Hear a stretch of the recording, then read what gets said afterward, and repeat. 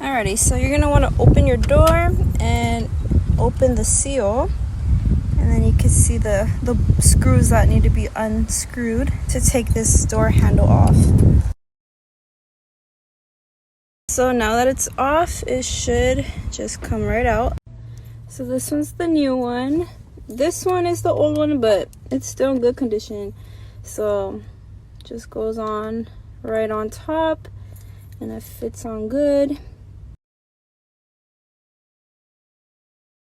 Screw it back